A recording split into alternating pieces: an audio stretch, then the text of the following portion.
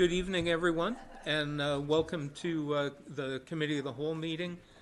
I'd like to just start out by acknowledging that we're meeting here tonight on the traditional territory of the Wasanich Nations. So, Committee, you have the agenda in front of you. I'll call the meeting to order, and yes.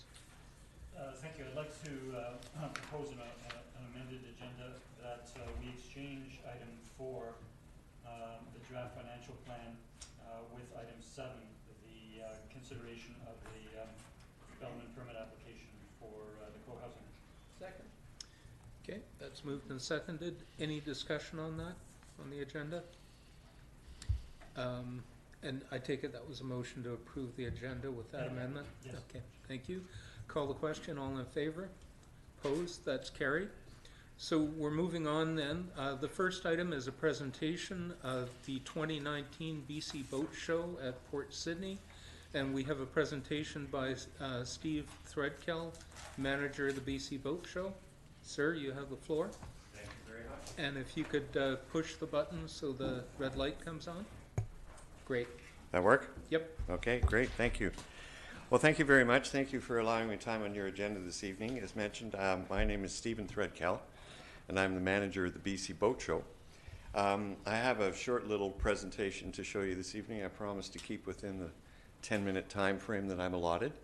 I thought I'd start off with just a short little video that captured some of the moments of last year's boat show, which was the return of the BC Boat Show to Sydney after a hiatus of 12 years.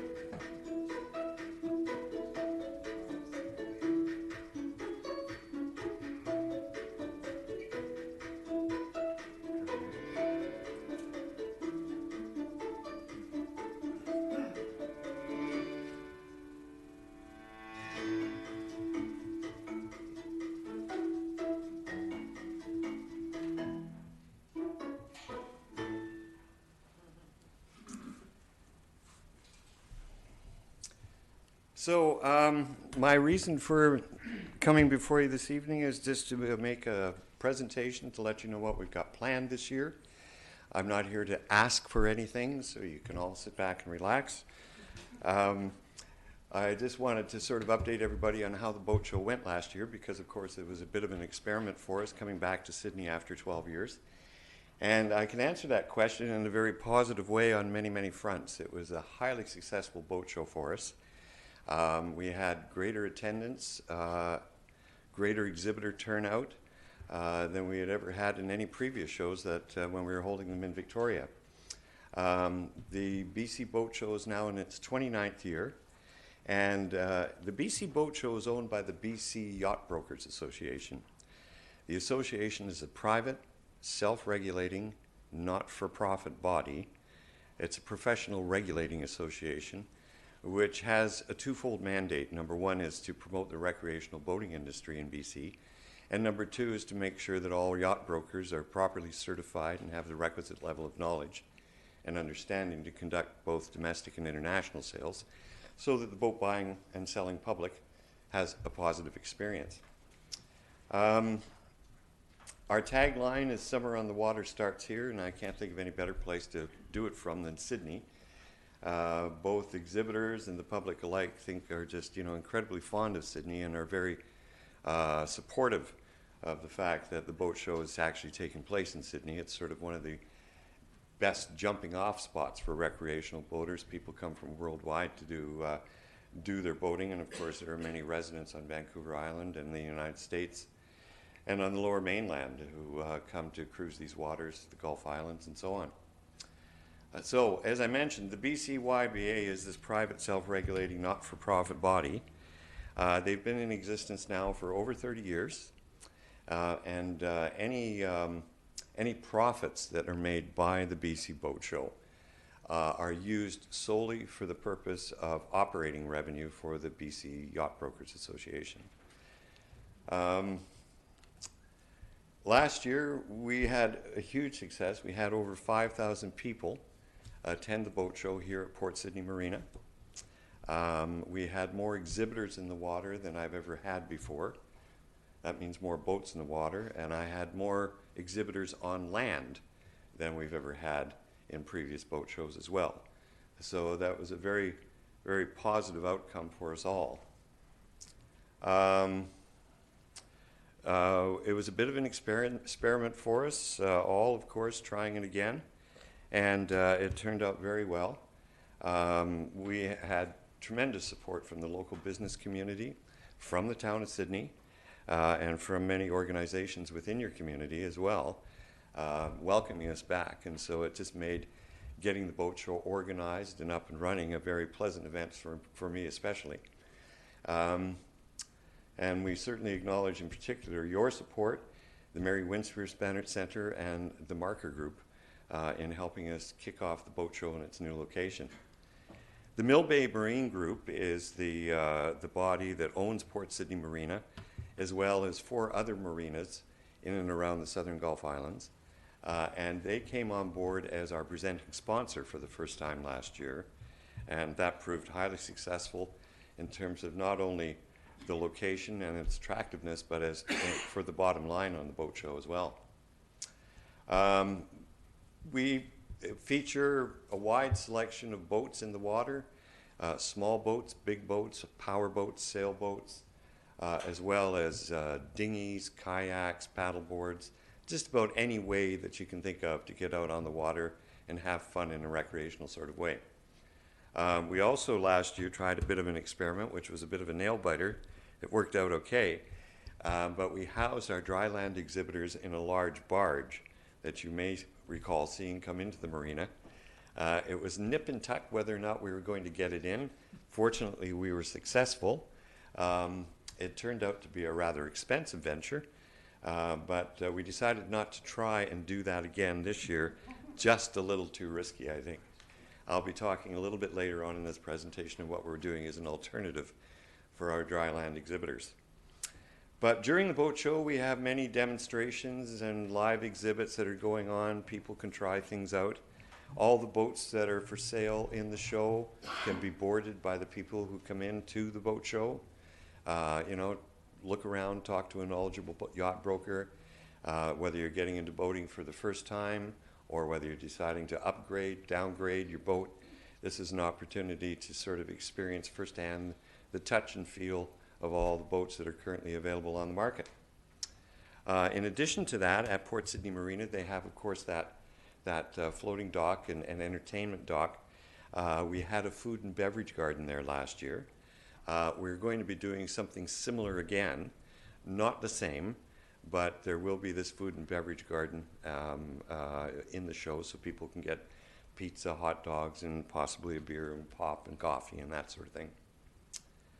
And this brings me to where we're going to house all the dry land exhibitors. As I mentioned, we're not going to be trying to put them all on a barge again this year. And what you have here is the schematic of the parking lot at Seaport Place, directly outside the marina entrance and opposite the Victoria Distillery and the Surly Mermaid Restaurant and the Rum Runner Pub. Pardon me. And we have been talking to all those businesses who surround and rely on that parking lot. And we have on the table right now, and we're negotiating to make sure that everybody is happy with this, an idea that we would house our, can you hear me okay if I speak over here? Yep.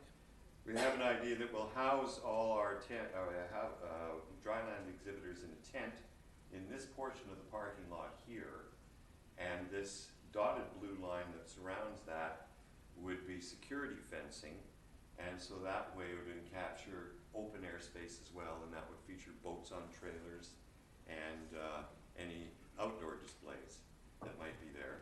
And so it obviously occupies a portion of the both reserved and paid parking that takes place in that area.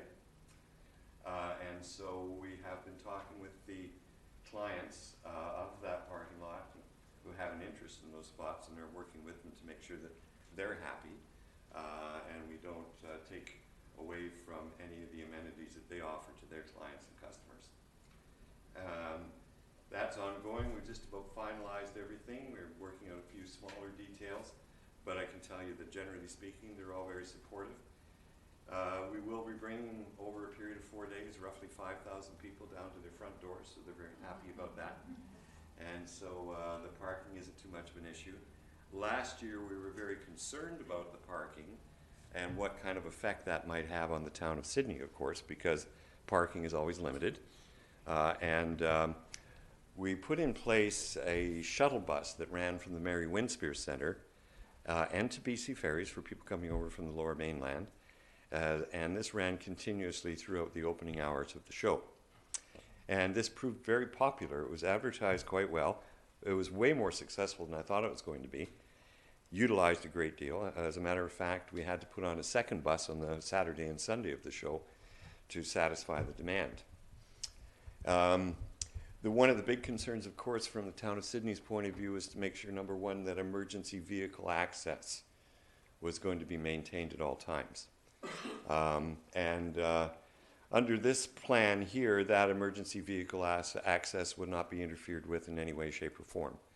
All your continuing ingress and egress points for emergency vehicles to attend any emergencies that might arise would be maintained through the traffic flow that runs from into the parking lot here and around to the buildings and out again.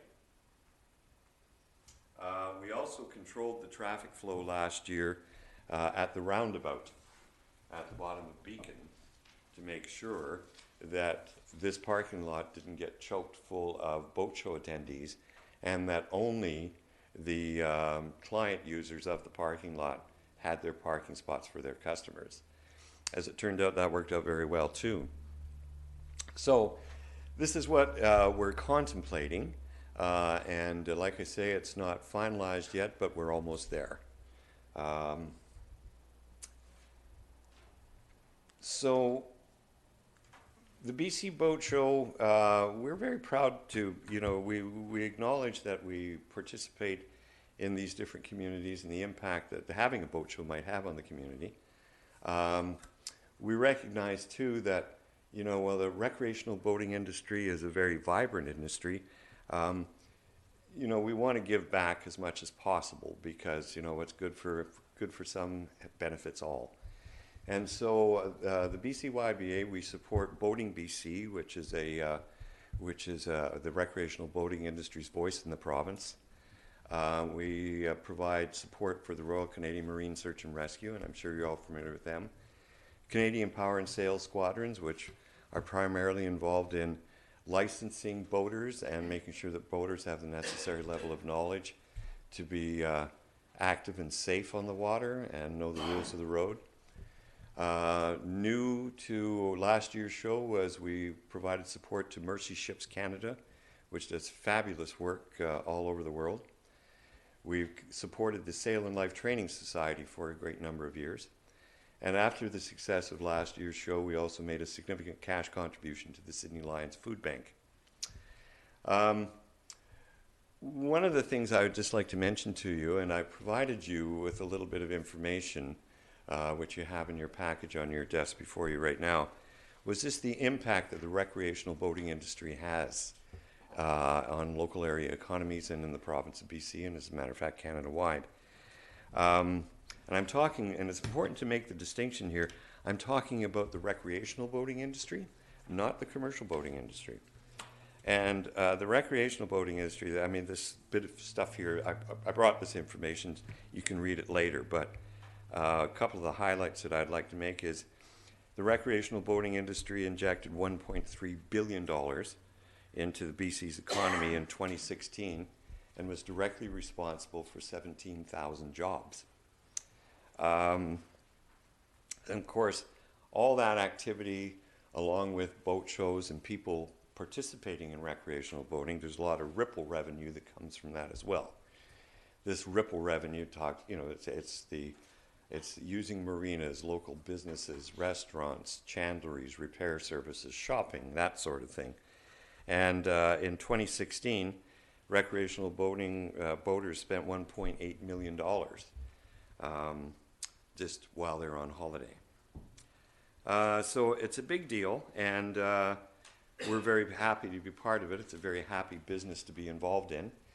And like I say, the BCYBA's mandate is to promote that industry, to make it fun for everybody, and hopefully the benefits, the spin-off benefits, will benefit people even further.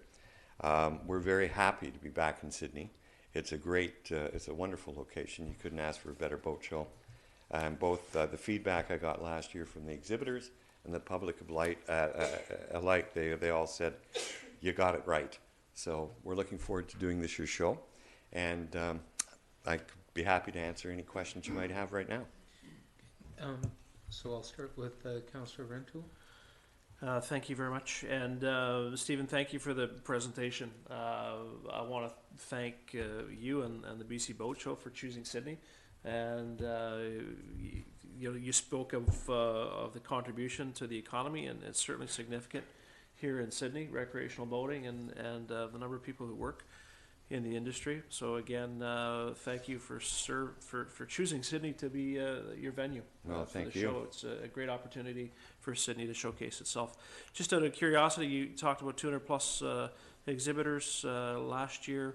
What do you anticipate that looking like this year? And of that, what sort of representation do you get from domestic manufacturers? Well, excuse me. I anticipate the number of exhibitors to be roughly the same, because I maxed out in terms of my space last year. I actually had to turn some people away who wanted to be in the show.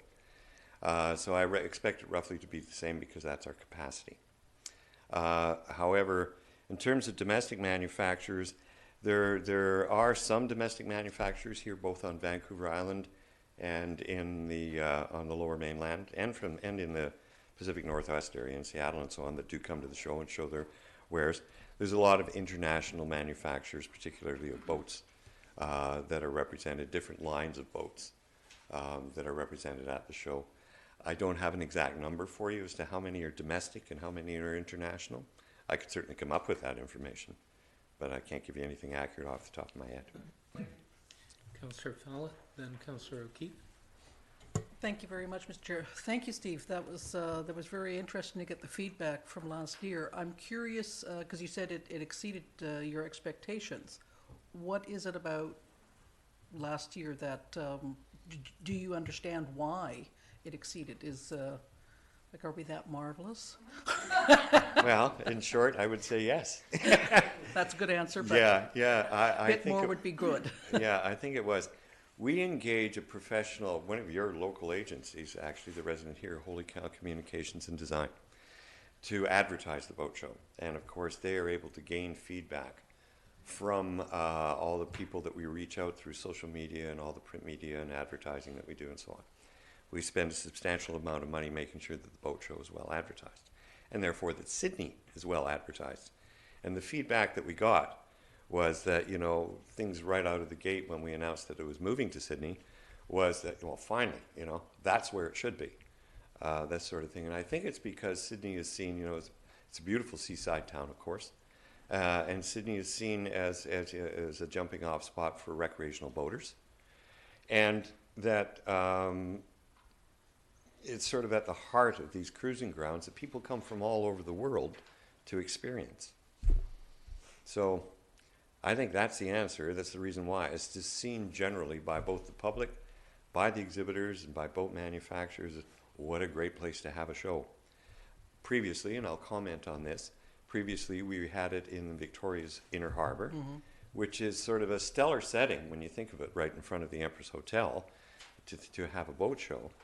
But what turned out to be the feedback we were getting there was it was difficult to get to, both for exhibitors and the public. Parking, again, was an issue. Parking's always an issue. And It was just simply more difficult. Also, the Greater Victoria Harbour Authority had its challenges in terms of allowing us the amount of space we required to put on the boat show at a level and scale that we needed to put on the kind of show we wanted to. So those things combined kind of watered down the opportunity for effectiveness in the Inner Harbour.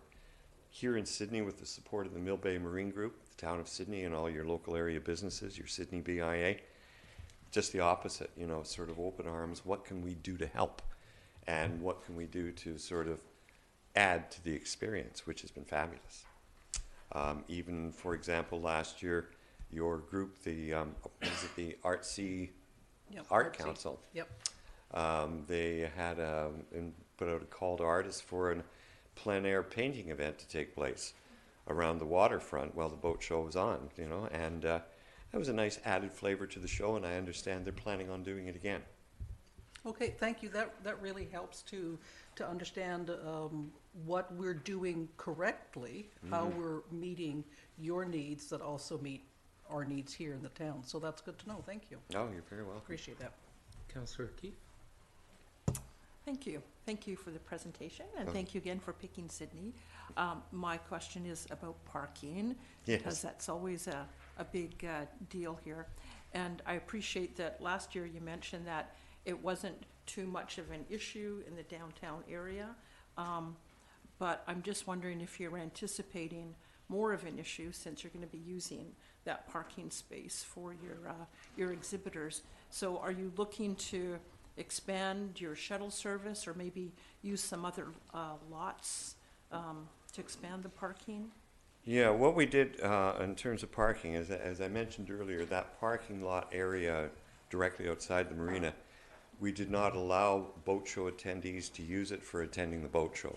And we made sure we had people present to direct them and make sure that they were only attending the businesses that were present at the parking lot and not the boat show. And of course, that will be maintained even though we're present with the tent and outdoor exhibits. There will be, I understand, I haven't confirmed this yet, but an expanded opportunity for parking at the Mary Winspear Centre because I think there's going to be greater parking in that area. I haven't concluded that arrangement yet, but I'm hoping that we will be able to have greater parking in that area. We distributed via social media on our website and everything your excellent, very excellent town parking plan and map, and a lot of people used that to locate parking within the town of Sydney and walked to the show. Of course, it's not a long walk from wherever you are, but that worked out very well. So if I know that I'm expecting that with the popularity of the show that we had last year, I'm expecting even greater, fingers crossed, public attendance at the show. So there will definitely be pressure on parking in Sydney, and we're very aware of that. And as our plans develop further, I'll be working with your town people and administrators to make sure that we anticipate any bottlenecks or snags that might happen, and expand our shuttle service if we think it might be necessary. Good, thanks. Okay. Mayor McNeil? Thank you again for the presentation. A couple of smaller questions. One is, does the Yacht Brokers Association run other boat shows in the Pacific Northwest or the BC coast? No, this is their only show. Yeah, the the Vancouver International Boat Show that's going to happen in February, that is run by Boating BC. And then there's another boat show at Mosquito Creek that takes place in West Vancouver.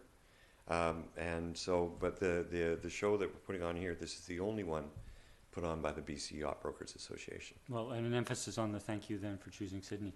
Oh, okay. A second question is, did you happen to get any feedback from the hoteliers, whether, given that it ran over 4 days, whether there was increased use of the hotels? Yes, there was very definitely increased use of hotels. Getting hotel space was very difficult.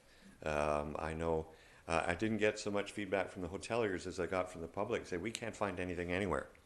And people wanting to come to the show. Those who are very keen boat show goers, of course, they plan a long way in advance. But even now, people are booking for the boat show happening in May. Well, that's great. Well, great to learn of the the collaboration with others, whether it's Artsy or the Mary Winspear and your supporters, and we look forward to this year's show. No, thank you very much. Any other questions? Go ahead. Hi, thanks. So I guess I'm just going to follow up first on the mayor's question, whether with your shuttles that were going from the ferry and from the parking, have you considered having shuttles that go maybe out to the hotels in Central Saanich to kind of broaden the economic impact and help people get better hotel space? I hadn't considered that, but I think that's a very good suggestion. And with this increased pressure that we anticipate, I'll explore that. Thank you. Oh, I'm glad that helped. Okay. So, so then my next questions will be the downers. Okay. Because with the increased recreational boating, we know it kind of leads to more environmental pressures. Central Saanich being an example of having issues with water quality, live aboard boaters. Right. A lot of First Nations would like to be able to reopen, fishing or shellfish areas all around, coastal BC. We have more pressure on kind of only boat accessible parks.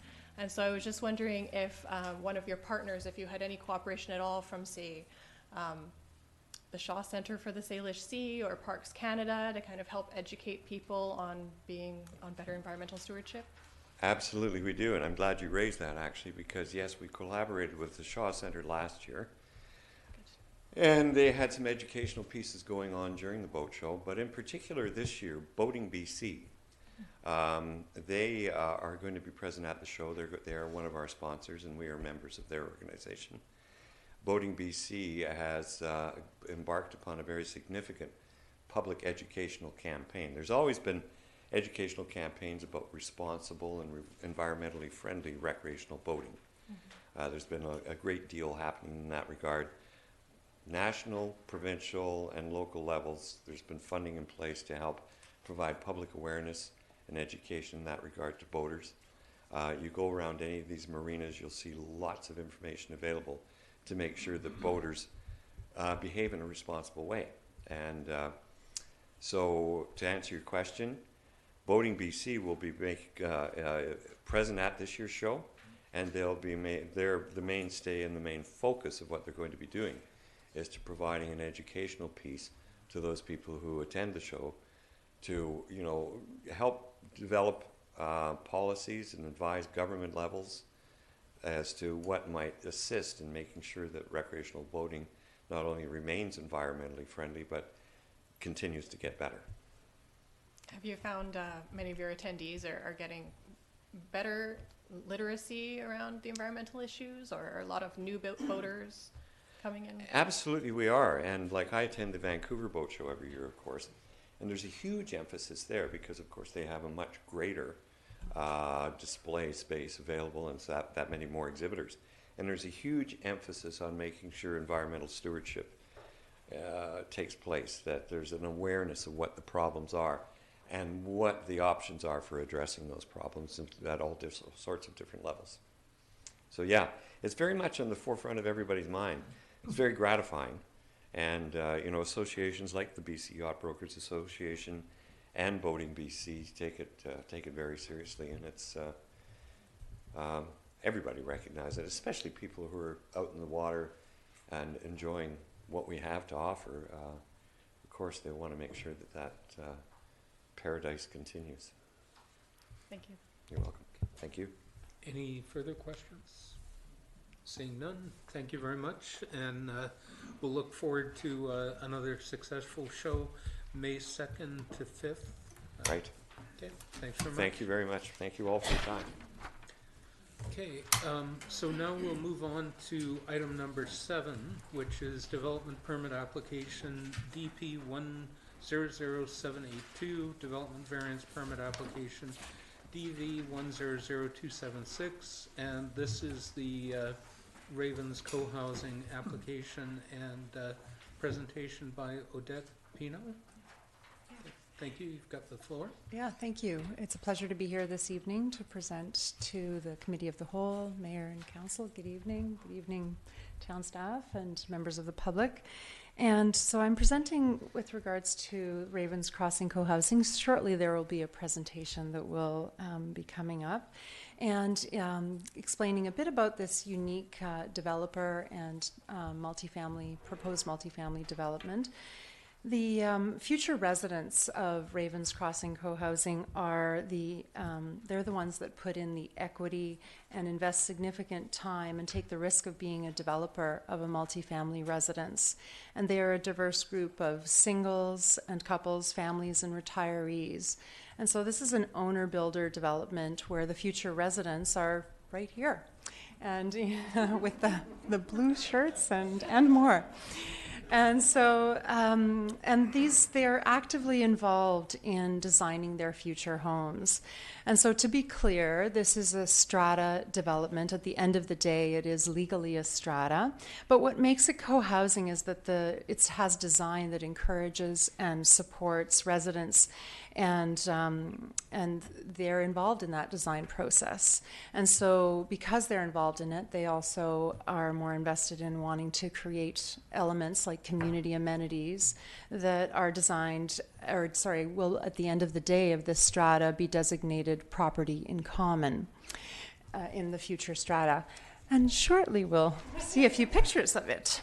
So the location of the development is that the property is located between 7th, Breath Hour, and Rest Haven Drive. And I'm just going to pause for a moment because it is actually useful to see some of the imagery and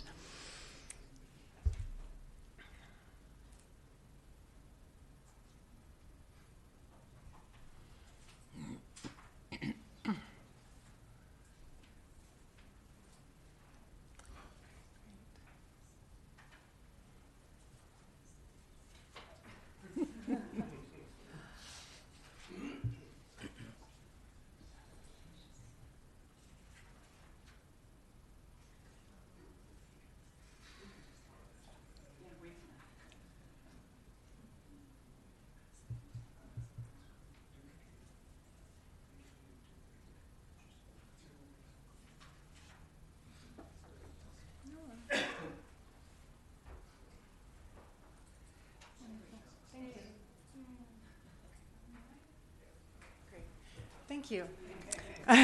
Yay! Thank you for the technical assistance. And so, yes, there's a photo of the members in that process of being involved in the design. And so the location of the development is that it's located between 7th, Breath Hour, and Rest Haven Drive. And the properties are currently occupied by 3 residences on 2 properties that are fronting on Breath Hour and Rest Haven. And then there's also a 6-unit rental apartment building. And the proposed development would see the legal consolidation of the 3 lots, and the total subject property is 2,444 square meters, or 0.6 acres. And the development application is to construct a 4-story building that consists of 34 condominium dwelling units and underground parking. Of the 34 dwelling units, 4 would be 3-bedroom, 23 2-bedroom, and 7 1-bedroom. And the unit sizes would range from 630 square feet to 1280. And there will be on-site vehicle parking with 34 stalls, and that would be provided through underground parking that would be accessed mid-block on Breath Hour. So good news, there's 1 spot per unit. I know parking is an issue. And so the proposed development is, the properties rather are designated as multifamily residential, and so that is in the official community plan. And it is consistent with the policy directions that support development and increased residential uses that are surrounding the downtown core. And it's that aspect that is particularly attractive because it's a walking distance to downtown services and amenities. And the zoning is multifamily, high-density residential, RM7, and the intent of which is to provide for residential housing at the maximum allowable height of 4 stories. The proposed development is consistent with both the official community plan and the zoning bylaw. And so what makes it unique is the co-housing design aspects. And so as you see here on this ground level image, it shows the red circle is the heart of the community. And there are 3,200 square feet of amenity areas. And that includes, although the units are all fully self-contained homes, they do have extensive shared amenities. And so that includes a common house kitchen and dining, lounge, office play area, and guest space for the residents' visitors. So it also has other aspects that are property in common in the future strata, including more extensive gardens and a rooftop deck. And so where Ravens Crossing has privileged a shared amenity space, and they've also privileged this in their development design because they are the future residents, whereas a typical for-profit developer would not build nearly as much common amenity area to support community connection, and they would maximize the buildable area. So amenity areas are an area that adds additional costs, but it also adds to quality of life. And so that's what supports an engaged community, and that's what's desired by the future residents. And so to give a bit of context, there are 13 completed co-housing communities across Canada, and 10 of which are in British Columbia. We're the heavyweights for the co-housing movement here. Some of them are very nearby. You might recognize Harborside Seniors Co-housing. That one's in Souk, or Creekside and Courtenay.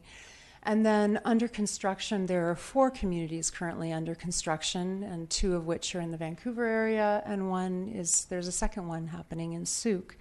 So the commonality is that these are all owner-builder developments. However, they are financially independent of each other. And at the end of the day, they're strata-titled units, and they all have the common amenities in their design that support that interaction among the residents. So an example of that would be amenity spaces in the community called Quayside Village in North Vancouver. And this is an example of what they have. And they're a 21-year-old development. And so they have these wider corridors in the external area, top left-hand side, that allow for tucking in of more vegetation and seating areas and allow for more interaction between residents, among others being the common house kitchen and shared guest suites and such. So these are places that allow residents to live in smaller units because they have access to a lot of shared facilities. And this proposed development is requesting Mayor and Council's consideration of 3 variances. So I'll just walk through those right now. So the first is of an extended entrance canopy into the front yard setback. And the zoning bylaw currently allows for a projection of an entrance canopy of 1 meter, and the request is for an additional 2.8 meters into the front yard setback, so a total of 3.8 meters. And the purpose of that is that it provides a more defined and clear, welcoming entrance to the development, and it also provides more functional shelter during the rainy season. And just to put it in context, the outline here in red shows the property boundaries, and then in blue shows what the required zoning setbacks are for this property. So all setbacks are proposed to be maintained and followed, with exception of where the red circle and arrow is indicated fronting on breath hour, and that's where that proposed entry canopy would be. And so a small area, but also just in a long rectangular property and a block, that fronting of the breath hour area, just really indicating this is welcome, this is the entrance. So that's the rationale for that. The second requested variance is that the zoning bylaw requires that any rooftop access structures be set back a minimum distance equal to 25% of the horizontal face of the building. So the purpose of that is really, it's not very aesthetically pleasing to see rooftop stairs and elevators for nearby neighbors and the street. So the intent is understood, but in the context of such a long rectangular property, the application of that is a bit harder to meet, and it would really hem the design in to having very limited area where stairs and an elevator could be placed. And so the request is for a variance of 2.9 meters, so a little bit further closer to breath hour. However, it's really, we also understand the intent of the town's requirements and have done some initial renderings that show that those structures would also not be seen. And finally, the last requested variance is for rooftop guardrails, and the requirement in the zoning bylaw is that they be no more than 1.1 meters tall, and the request is for it to be 1.5 meters tall. And these glass handrails, as shown on the rendering here, are proposed to be taller to act as more of a safety barrier, but also as a windscreen, so that the rooftop area can be more comfortable on windy days. And that's the rationale for that request. And with the context that they're also glass rails, so minimally visible as well to neighbors in terms of that impact. And when we go by Resthaven and Breath Hour, they're graced with these tall trees fronting on Breath Hour at this time, and so there's 2 little leaf lindens, 2 London planes on Breath Hour, and also a purple plum tree on Resthaven. They are in the city right of way, and the developer has had an arborist's report consider that. We understand that OCP policy is to retain mature and existing trees, and the trees were assessed and recommended for retention because they have good health. But this direction is reflected in the current civil and landscape plans, which are under review by town department staff and awaiting further direction. And finally, my last slide is the landscape plan. And so the intent of how to bring that building and then the softscape together is to have a naturalistic landscape theme that's proposed throughout the property, and then also in the rear garden in the southern facing area to have edible landscape with fruit growing trees, bushes, vegetables in a community garden type of setting in the bottom left-hand side. And that this would also be future gathering space and for outdoor cooking, eating places, children's play, and growing food. And these are also soft transitions that integrate and add beauty to the building and the surrounding uses. Thank you very much. So, questions or comments from committee? Councillor O'Keefe?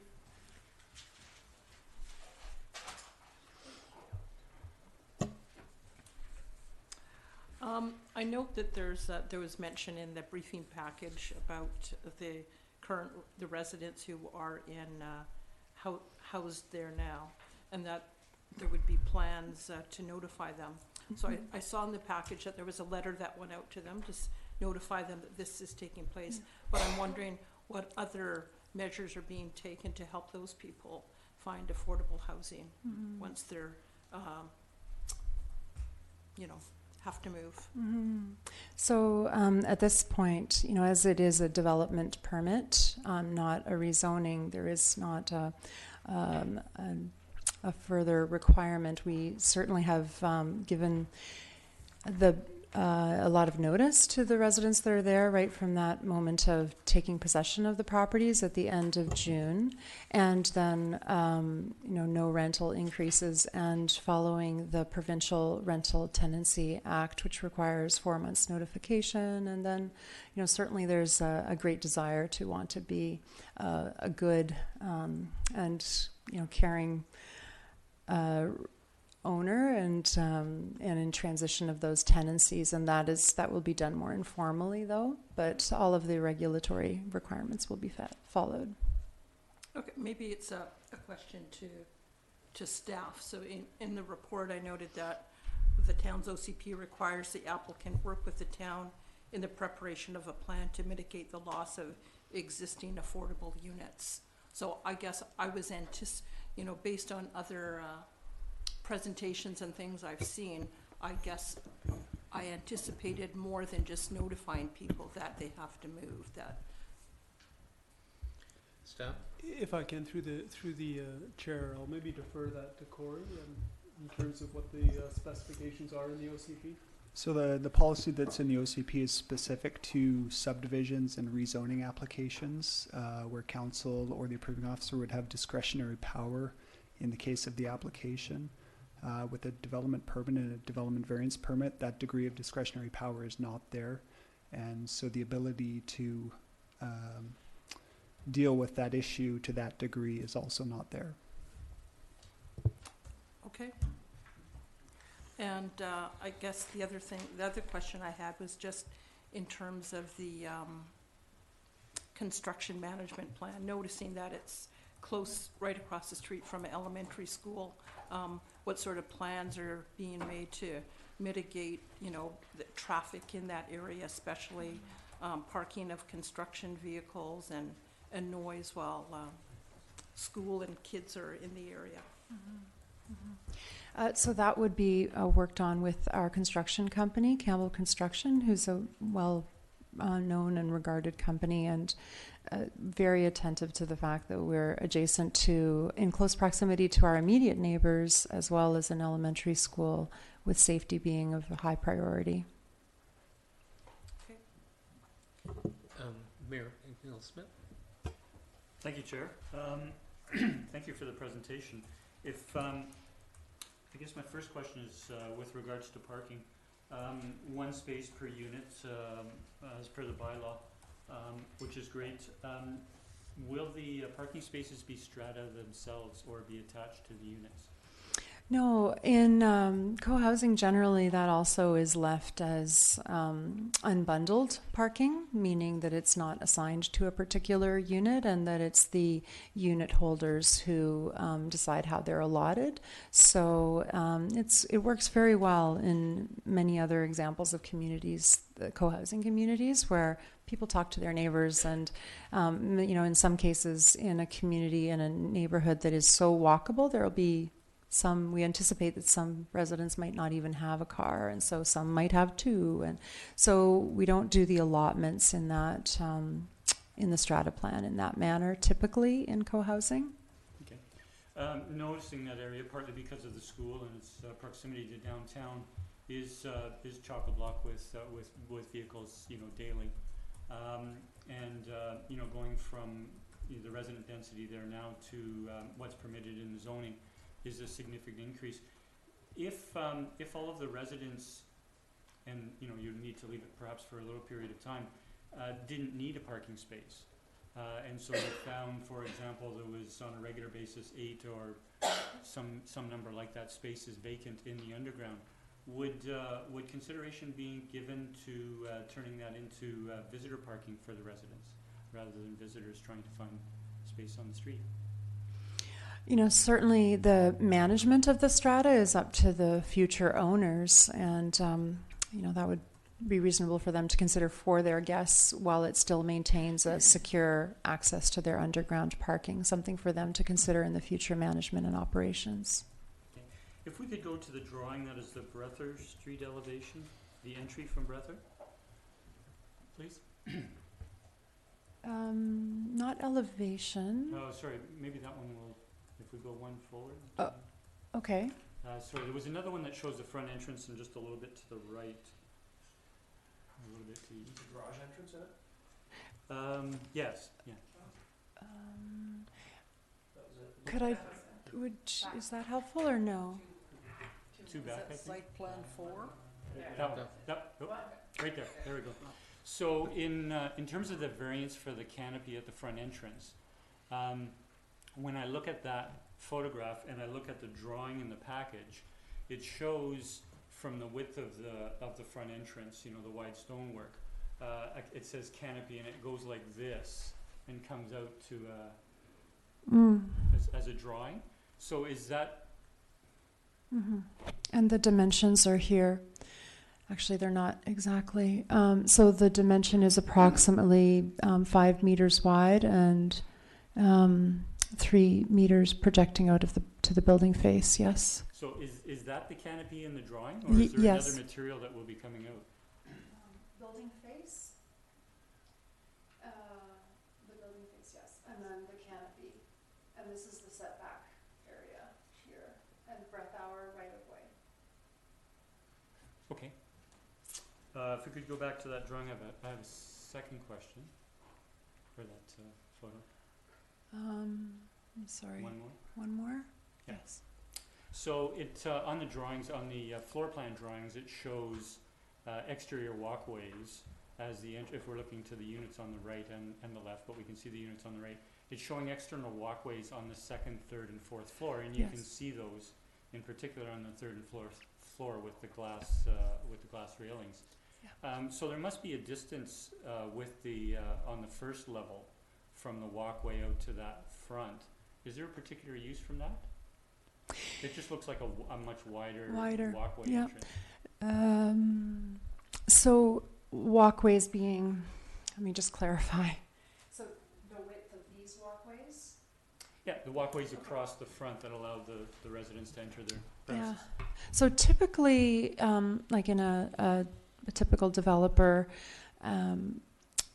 project that is, trying to maximize its, the units, they're more attentive to wanting to have like walkways that are about 4 feet wide is typical.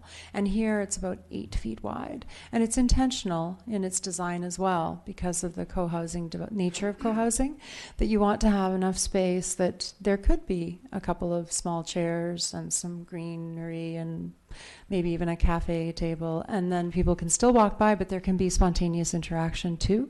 So that is also intentional in its design. I think that's great. I mean, so it's about 8 feet on the second versus the That's right. smaller 4 on the upper ones. And I think it adds to the articulation of the, the front of the building. Yeah. Having different dimensions. So we use the term co-housing is used, and you said that really refers to it's an owner-builder development. But once it's actually built, yep. With that owner input into how the units are built and that sort of thing, is it really just a regular strata? Yes, it is.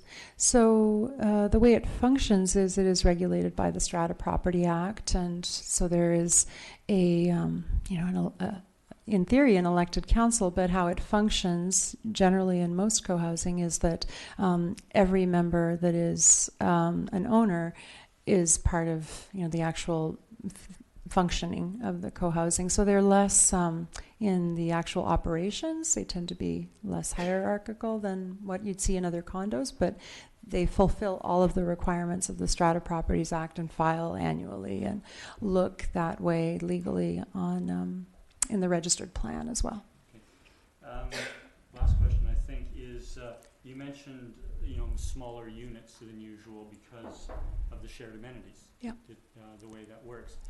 A smaller unit might be more affordable, yeah, and that sort of thing. But the strata purchasers are in effect purchasing a share of the amenities, even though it is common. Yes, and those common amenities are property in common in this future strata. So does the purchase price of a strata tend to be a lower market value or just regular market value? Yeah, it tends to be about the same as what is the norm of the geography. And the reason is that although there is no profit, there is, the extensive shared amenity spaces, and 3,200 square feet of that costs something to build. And then also because people are owner builders, they also are more invested in the long-term operations and maintenance, and so they will always tend to move toward decisions around quality of construction and comfort, and meaning environmental performance even, that have higher costs. So they tend to come in fairly at market to what is the norm for that area. Thank you. And last question is, while market conditions are changing, do you have an estimate of what the length of construction would be once it starts? Typically it's 16 months or so, and then it depends on when we start construction, hopefully soon, Okay, thank you very this much. summer. Thank you. Councillor Rento? Thank you, Mr. Chair. Thank you for the presentation, and it's nice to see so many interested parties in the development. Question for you, please, Odette. The concept or the intent around co-housing, how is it protected aside from strata bylaws? Is it protected on title? Is there something to provide surety that these common spaces and the intent of the purchasers is honored long term? There's many ways to answer that question. So, you know, in my community, I live in a community that's a co-housing in North Burnaby called Cranberry Commons, and it's its 18th year. And so there's a few ways to answer that question. More than half of the equity members still live there today, which says a lot in the city where people are more transient. So people who are the owner-builder tend to stay longer. So there's one thing to be said for that. And then also, because co-housing is such a niche market and there's so few of them, and there's people who are actually really, you know, intentional about saying, I want to live in a co-housing, and it has a bigger geographic capture. And so there's a system of supporting people in selling their units by owner, because over the years there's an accumulation of many people in our community, 600, who over the years have said, if a unit ever comes up for sale, put me on the interested list. So we have a system of supporting that so that people who consider purchasing the units in future, and when there's a change, that they are informed about wanting to be in a more neighborly community, and they're seeking that. So there's a few systems in place for that. But no mechanism on title per No. se? Okay. No restrictions, no vetting, no. Okay. Thank you. And of the 34 units, and again, the turnout is impressive in terms of interested parties. Did those reflect pre-sales, any sort of contractual agreement at this point? And if so, what are your numbers of the 34 that are spoken for in that sense? So, well, the aim is to have the project fully spoken for by the time of construction start. And at this time, I think it's approximately, I'm not, 20 equity, how many? Getting? 21 and 17. So there's a system of, you know, equity membership, and then when people are interested, having a 3-month period of becoming an associate member before they make that decision. So I think that's what the 17 and 20, yeah. So it's getting half, or more than half. Well, more than half, actually. All right, Yeah. thank you. Thank you, Mr. Chair. Thank you very much for the presentation. Now, I remember this project where the conversation about co-housing for the peninsula coming up probably three, close to 4 years ago. I remember it was early in the last term, and I went to hear a presentation. One of the things that struck me in this is when you're putting together a new project, the people who are involved at the early stages of the co-housing, you're already working on your strata rules at this stage. So you're basically forming the personality of the strata. Is that, have I sort of encapsulated that correctly? And there's certain aspects of the strata bylaws that are, you know, regulatory requirements, and then there's others that are guidelines. So how do we want to live with each other, and what's our rules around pets and use of the common house? Or yes, and those are already in progress even before construction starts. Yeah. So I think there's a unique difference in what you're offering in your type of strata as opposed to another building that is being constructed as a strata and then waiting for the new owners to come in and then go from the basic BC Strata Act, and then the personnel, I call it the personality of that particular strata and building. Yeah. Although this doesn't perhaps address a very large need of a variety of affordable housing, all the way from those who are subsidized to those who are at low income, whether it's working or seniors, I do see this as a different style and different option in our housing stock. So I'm kind of excited to see this because it is creating diversity in our housing options. I like that. So my other question is, how are you doing with attracting families? There has been an interest, and if anyone here is interested, we'd love to have more families. The members were, in particular this summer, very, very actively had a system of wanting to reach out to families and make it easier. And then there's also the reality of being a developer and having time speak to you about how costly it is to delay potentially a project. So at this point, they're actively seeking people that wish to be equity members, and there is they're so excited to want to invite families if they're able to join and in the timeline that works for this development. And yes, please send them this way. Okay, thank you very much. Councillor Garnett. Thank you for the presentation. I have to say I watched the video interview with Adam Olson on this exact discussion before Christmas, and I think the concept's really great. Like Councillor Fallett said, I'd like to see how this is going to play out. I'm hoping more families as well. I have a few specific questions and comments. In your parking area, have you allowed for any kind of electric vehicle outlets? Mm-hmm. Yes.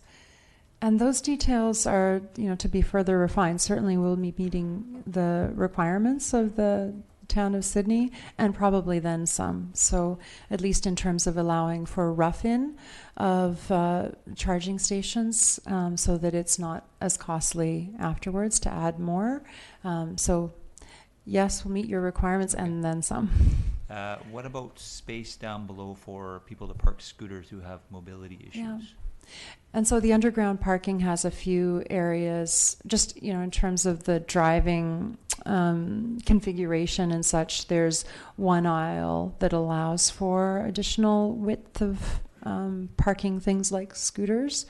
And there's, ample bike storage and storage rooms downstairs too that offer secure storage for other needs. And in terms of construction materials, other than meeting code, are you guys going to be trying to exceed environmental standards in what you're using? Mm-hmm. The aim is for built green gold, and so the focus of that primarily is on energy conservation and highly insulated and choices around that. And then the members also have additional areas that they want to exceed that performance as well. Okay. The things that I like the idea of green space on the roof. The common garden area I think is a great idea, and the guest suite really surprised me. I thought that's really an excellent idea. I'm thrilled that you're providing parking based on what we've gone through and seen before. And I also like the parking that you've done in design out front of the building. And I understand why you want the railings, given that if you're going to attract families, you want it, and kids are going to be up there, it needs to be safe. I guess my only concern is something that Councillor O'Keefe touched on, and I realize it's not part of the requirements as far as the zoning because it's a development permit application in regards to the tenants, and I appreciate the fact that you've given them plenty of warning and nice enough to keep their rents where they were. But as an elected official, I feel like I have a kind of a moral, ethical responsibility to be to look out for the most vulnerable in our community. Yeah. And they are the most vulnerable. And even though you've given them lots of time, finding adequate accommodations when you have a limited resources is not easy, especially when we have such a tiny market. Mm-hmm. And they may be working people who have jobs here in Sydney, and this may force them out of the community because the options are very limited here. So I appreciate that's not a requirement, but I would hope that you can possibly, if you can see it in your hearts, to do all you can to help these people. They're all valued members of our community, and I would like to think that we're going to take into consideration how this affects their lives, because they're losing their homes, and that's a traumatic experience. Mm-hmm. So thank you. Thank you. Councillor Duncan. Thank you for coming tonight.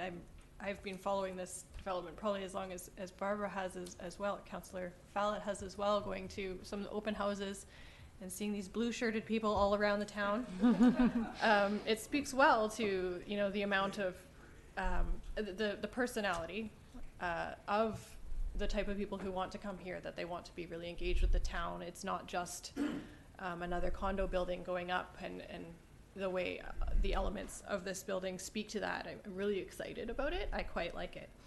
I had a question about the bikes, and I very much obviously appreciate that the bike shelter is undercover in the front of the building. That's a nice practical touch. So e-bikes are becoming more popular, and there's lots of bicycle spaces. You've met that more than enough. How have you considered at all looking at making sure those are actually where the bikes are, have charging stations for e-bikes?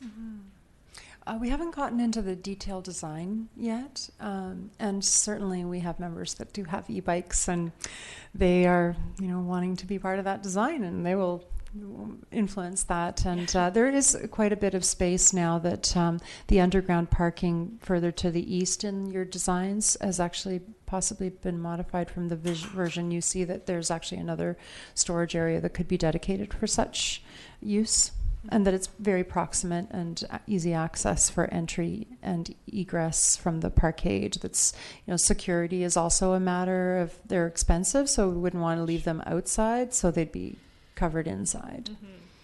Within reach, so you don't have extension cords running all through. There was one, it's probably a housekeeping in the front page, and maybe it might even be through the chair to the staff. There is a curb bump out at 7th and Rest Haven, and I'm guessing what that means is that there's 2 curb bump outs on Breathauer at 7th and also at Rest Haven as part of the sidewalk that will be, there's new sidewalk construction there. Yes, and so, you know, the off-street works are still under review by town, city engineering, town engineering, operations, fire department, and this is perhaps a question that might be better for your staff because it's still under review. So I don't know, through the chair to staff, if you can just clarify what curb bump out at 7th and Rest Haven meant, whether. I can defer to staff, but from I think a staff perspective, I think those are very preliminary. So the development permit just deals with what's on private property. So staff haven't had an opportunity to actually review the offsite elements associated with the proposal. Okay. All right. So I guess then I'll just go to, we are kind of picking on you because anyone could have bought this property, and they wouldn't have had to be as socially involved as you are and intend to be. The focus you have on providing these intergenerational opportunities and amenities is really great. But in our town, the biggest problem for families, as you've encountered, is they simply can't afford the housing. It doesn't matter if we provide them play areas or amenities to the school if they simply can't afford to live in the town anymore. So I'm hoping that as you develop it, and you can maybe come forward to staff and ask if there's any possibility to look for an opportunity to get a rental unit in here or some possible subsidized opportunity. And I don't know what those would be, because I know this is a very small building compared to what most, you know, nonprofits look for when they're looking for those kind of opportunities, and the funding might not be there, but I know it would be nice if we could at least kick it out there and bring it forward to the staff, because it would be a shame to lose the families that currently live there and go to that school, and know that they can't be replaced. So, yeah. Thank you. Councillor Fallon? Thank you. One more question. It just sort of brought up when Councillor Garnett was talking about buildings of caliber and whatnot. I'm looking for a hot water tank in the units, and I can't find one. Are you using a boiler system? We haven't defined that yet. It is still, that would be more detailed design. Okay. because I didn't notice a mechanical room downstairs in the Mhm. basement, and I didn't see the hot water tank, so I was just wondering if you're going to tankless hot water or boiler system or what you were using. Mhm. Okay, thank you. Mayor McNeil Smith?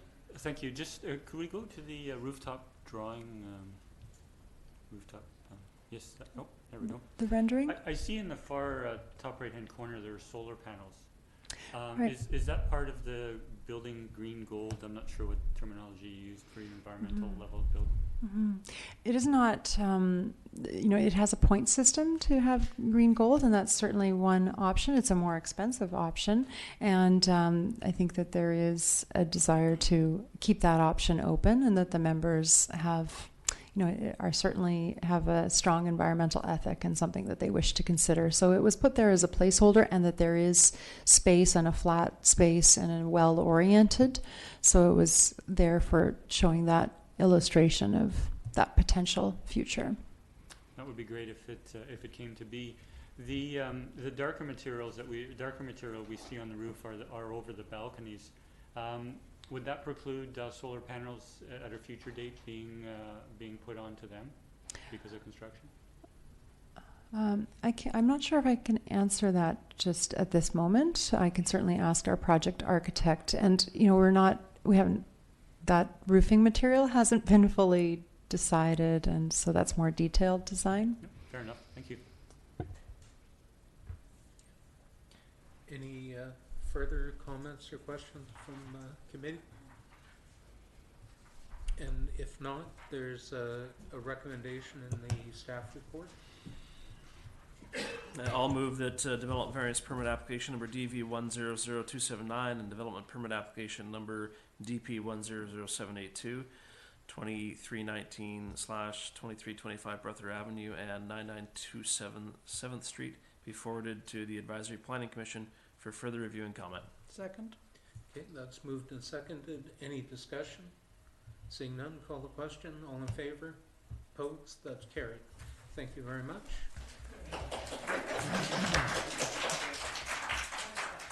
Okay, and now we move on to our favorite part, presentation of the draft 2019-2023 financial plan, and presentation by Andrew Hissick, our Director of Corporate Services. I thought it says right here that they have a plan. Yep. So I don't know why, like for the people moving out. Do you read that here? Yeah. Yeah. Not for the people moving out, but maybe for the town in general. Yep. I don't think it refers to this place. Yeah. Does the world come too?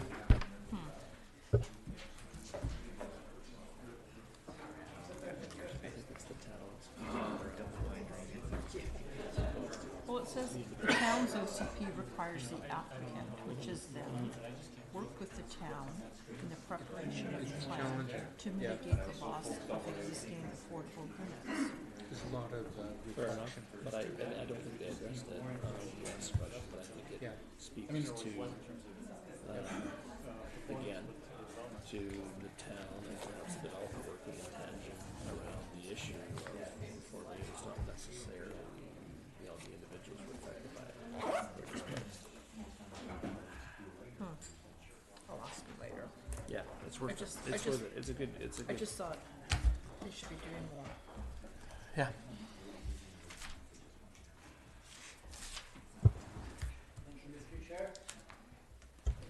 Could you push the button for the microphone?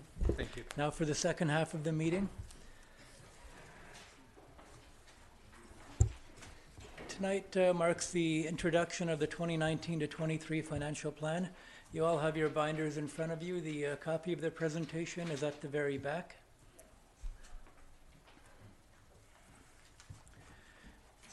So the legal stuff is that the community charter requires us to have a 5-year financial plan each year, and it's a rolling 5-year plan, so until the new one is adopted, the previous one is in effect. And the financial plan establishes the budget upon which the tax rates are set. So now that you have the legal side of it, here's what the budget process really is in practical terms.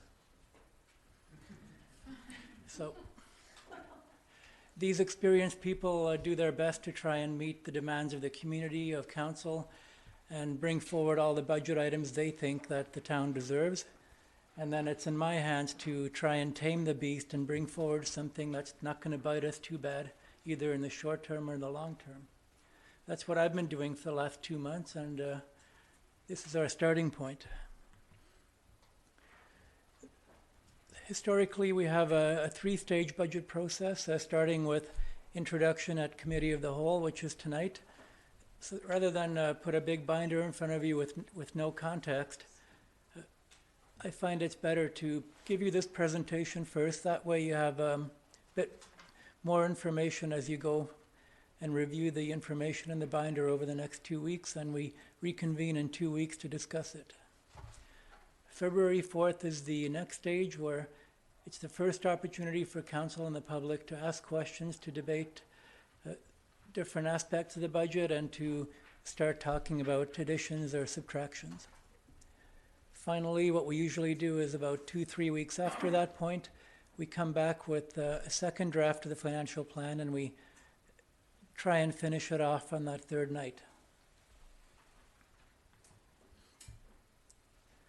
Tonight's goal is to introduce the plan for council, to provide an overview of the major budget impacts, and to outline some of the bigger capital projects and some of the supplemental requests that are in front of you.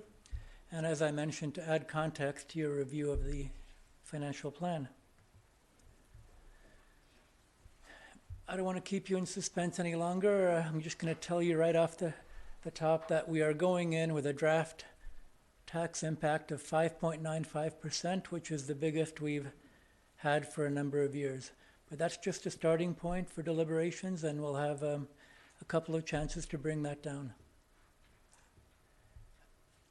We'll cover what the bigger components of that 5.95% are, and I'll identify some of the areas to focus on for the next meeting.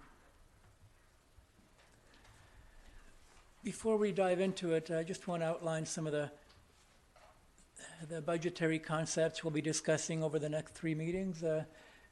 Our budget is broken into 3 major components, 3 funds, if you will: water, sewer, and the general fund. And each one of those has separate funding sources. So water and sewer are funded entirely by parcel taxes and user rates, while property taxes fund the general fund. Capital budgets, what I mean by capital, I think it's generally understood, but it's the bigger stuff, things that have an impact beyond the current year, that have a lifespan beyond the current year. And the capital plan, it consists of new items as well as recurring items. A lot of it has to do with renewing and taking care of our infrastructure. There are different funding sources for the capital plan, and those will be clearly outlined in your documentation. Supplemental requests, what I mean by that is it's new stuff. So operating items, either studies or increases in annual funding. Sometimes they're internally determined. Sometimes they come at us from our partners, our community partners, such as Mary Winspear or the Shaw Center. And there are a number of these each year, so what I tend to focus on for tax impact is the change from one year to the next. Now, there are a greater number of supplemental requests than I've ever seen in my time up here. It's going to take a while to get through those, and while there is some documentation for you now, it'll be backed up not only by additional reports for the second meeting, but also by presentations from some of the major groups asking for more money. Those will happen both at next Monday's council meeting as well as on the 4th. Service levels is an important concept for budgeting. What we present to you is a base budget. So what, in the opinion of these experienced budget managers, does it cost to deliver the same level of services as you're used to? And anything beyond that is identified as a supplemental request. So we use our collective experience to look at the work in front of us and look at the cost pressures that we faced since last year, and identify how much more it's going to cost to deliver the same services.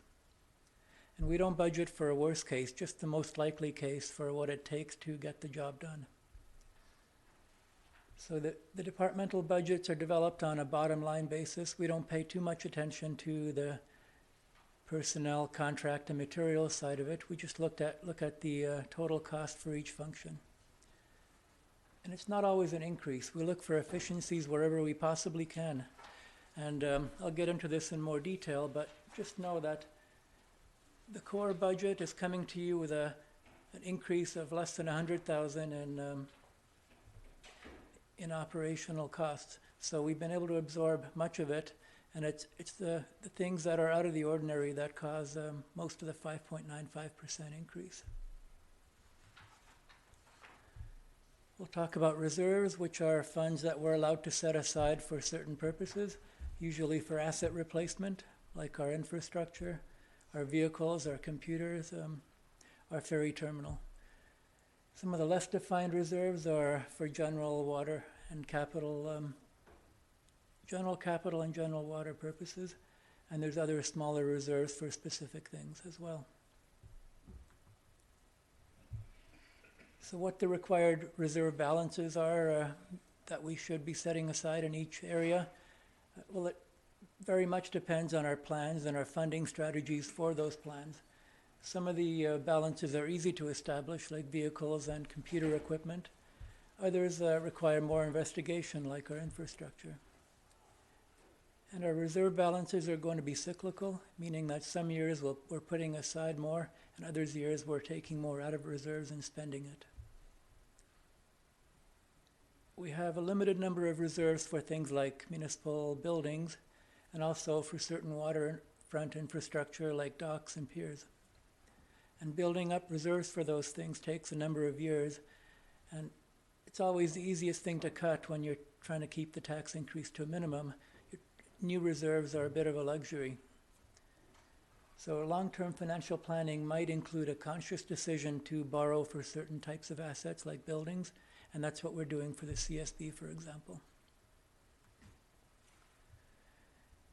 Going hand in hand with reserves is infrastructure replacement or asset management.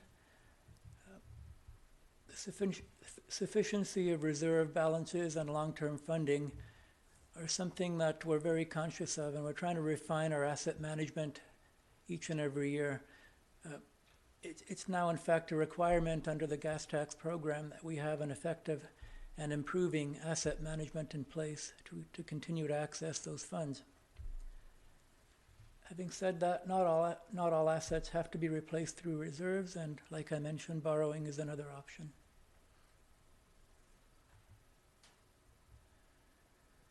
So as far as debt goes, it's important to note that the debt that we have is completely different from senior governments who borrow to fund current operations. We're only allowed to borrow for capital assets like infrastructure, buildings, that kind of thing. And there are strict rules around how much we can borrow. We have a relatively low level of debt. More can be incurred if council and the community deems that it's required to give us the assets that we need today. For instance, if we can't wait to set money aside over a number of years, we absolutely need to have it now. We can borrow and pay for it over the life of that asset.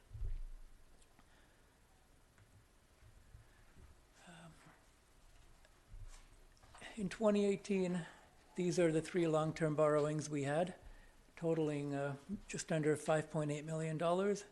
It includes the first stage of borrowing for the CSB. So the annual debt servicing for that was just over $400,000. Debt servicing means the interest and principal payments on that debt. And our maximum allowable debt servicing is over 10 times that amount, $4.8 million. Not that I would ever advocate getting anywhere near our maximum, but just to show you we're scratching the surface of where we can be if we need to be. So as we know, an additional $7 million has been authorized for the CSB, and we're not expecting to borrow all of that. So where exactly do we stand with CSB borrowing in the 2019 budget? Well, it's like this. So we've got servicing costs of just under $250,000. It's partially offset by half a year of recoveries from the BC ambulance lease. So our net CSB debt would be $161,400. However, in 2019, we also have some interim financing interest because of the fact we had to interim borrow to pay for the construction. And until those are locked in, it's considered interim. And these projections for the future years are based on a total of $8.5 million in borrowing, with 2.5 of that being for the ambulance portion and 6 being for the town. So the first amount was locked in the fall of 2017, and I expect the last amount will be either in fall of this year or in spring of 2020, depending on when we finalize all the costs and the sale proceeds. And the final amount to be borrowed still very much depends on how much we get from that site sale. So looking into 2021, when I expect the full borrowing to be in place and the full BC ambulance cost recovery, we're looking at debt servicing of approximately $267,000, which equates to about $41 a year for the average household. Could be a little more or less than that depending on the proceeds. In dealing with the individual funds in order now, I'm going to start with the utilities because they're relatively simple. So the water operating fund, it includes primarily the bulk water purchase from the CRD, which is about 55% of the total budget, and the operation and maintenance of the water distribution system. Things like infrastructure renewal, capital projects, all to do with the distribution system. It's fully funded with water parcel tax and user fees. The parcel tax has been at $60 a year since 2012, and the user fees have been at $6.27 per 1,000 gallons of use since 2011.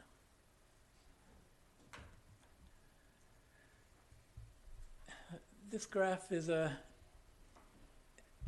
illustration of how the bulk water rates, which is in the blue portion of the graph, have grown since 2010. And the orange part of the graph is town rates, the town user rates that pay in part for the bulk water. So over the last 6-7 years, we've been successful in not passing on the bulk water rate increases to our residents, because we had a fairly healthy waterfront, and we were hoping that we could keep everything stable until we could complete our rate structure review, but that hasn't proven to be the case. So the latest increase in CRD bulk water, it's getting to the point where we can no longer absorb all the impacts without a slight increase in rates. So the proposed rates for 2019 are a $5 increase to the parcel tax up to $65 a year. So it's back up to the to where we were in 2011 before the reduction over the last 7 years, and a user rate increase from $6.27 per 1,000 gallons to $6.50 per 1,000 gallons. And as mentioned, these are our first increases for 7 or 8 years in both of these components, and we did get a good head start on the utility rate structure review in 2018, and it will continue through 2019 with information coming forward to council at various stages. Council will have to make some calls on how you'd like to see the rate structure changed over the next couple of years.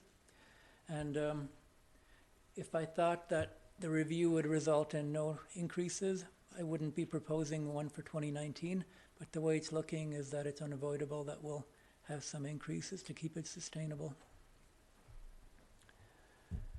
Moving on to sewer operating, that is Sydney's share of the unified treatment plant, which has been treating waste on the peninsula for over 20 years now. And it's also for the maintenance and operation of the collection system. And that also is funded with the parcel tax and user fees. The parcel tax is a two-tier structure. It's $60 a year for strata and $120 for single family and most commercial.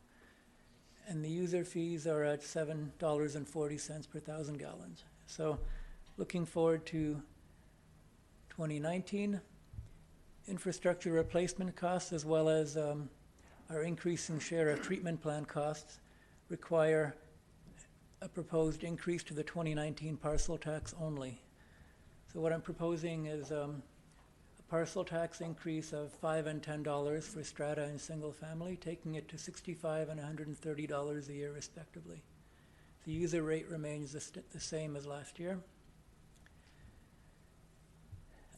And I'm hoping that this small increase, which still keeps us to less than where we were 5 years ago, will help to phase in what I suspect is coming on the sewer side. We've had a couple of sewer infrastructure projects in the last couple of years that have had significant impact on our reserves. It cost roughly double what we expected it to. It was complicated work that we had to farm out, and then it was a busy construction time frame out there, so it did impact us. But going forward, we have not only replacements to worry about, but also our pump stations require a bit of work, especially when it comes to things like sea level rise in future. So what we've covered so far is a net increase of $15 between water and sewer if approved, and those are on the parcel tax side, which are collected on the tax notice. Moving on to the general fund, which is primarily tax funded.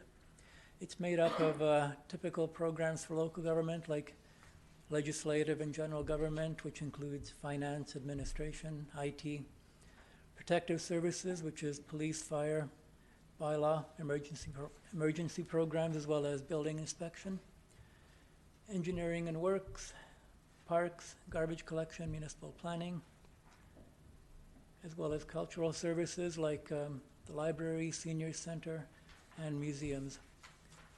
And finally, fiscal services, which is reserve transfers, debt payments, and community support. So the significant influences on the 2019 operating budget are as follows. We have an additional $236,000 in current funding for capital, additional reserve contributions of just over $60,000 as per policy. The debt servicing increase, which I showed you before, comes to $133,000 for the CSB. Now, I want to highlight also the employer health tax, which is a provincial tax on payroll that started this year. And in 2019, even with this new tax, we have one more year of the medical services premiums that we still have to pay. Those will fall off the books in 2020, but for the current year, it's a bit of a double hit for us. So $132,000 is our new tax on payroll, and it's nothing that we had anything to do with, or nothing we have any option to refuse. Supplemental requests, the net increase from last year is $167,000, and just to reinforce, those are all built into the budget already, so it's built into the 5.95. If anything is not approved, it'll decrease that number. The Rcmp contract tends to go up a little bit every year. This year's impact is $50,000.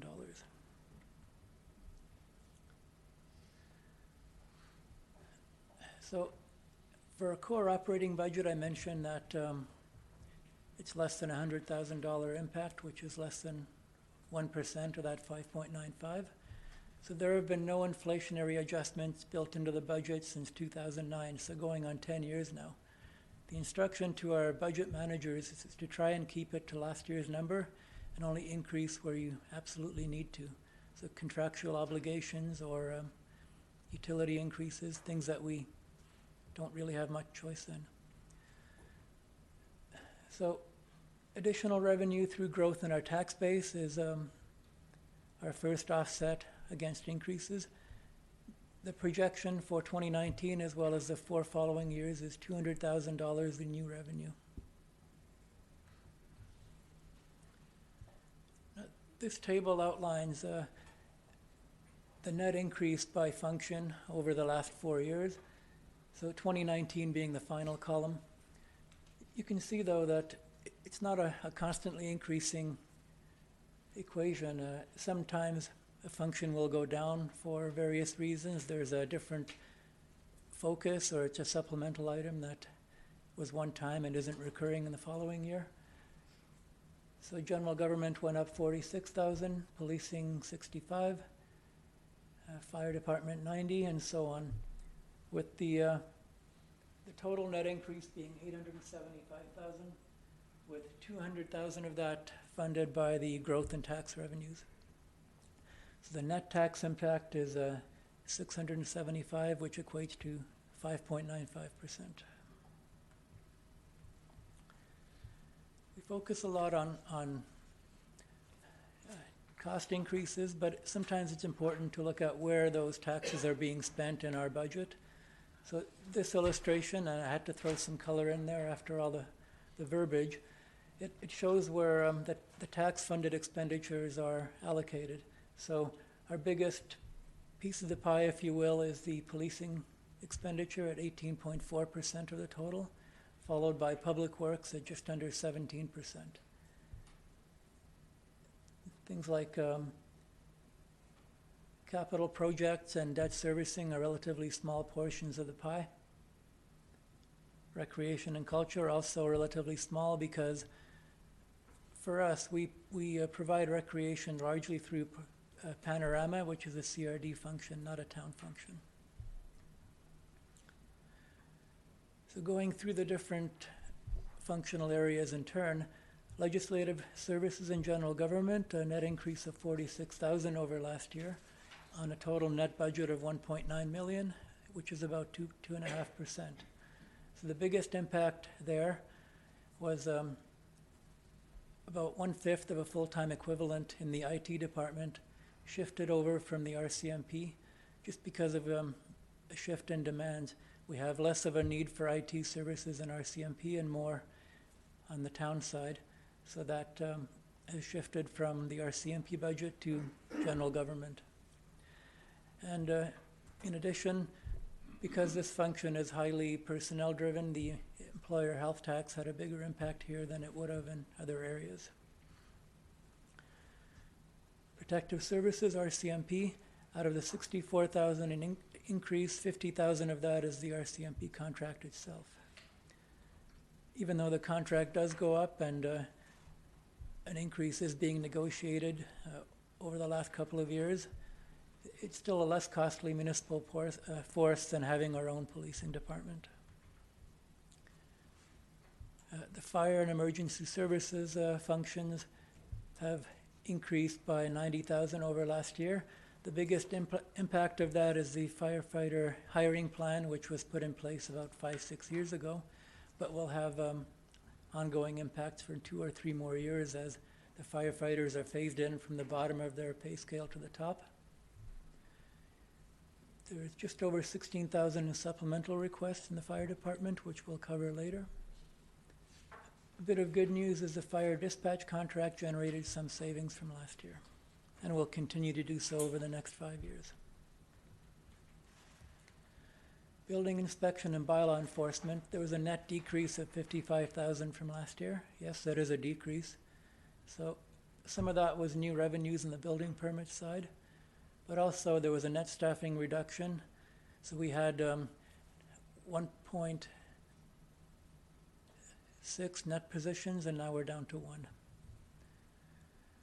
On the development services side, there's a net increase from last year of $100,000, and 75,000 of that is supplemental requests, with the rest being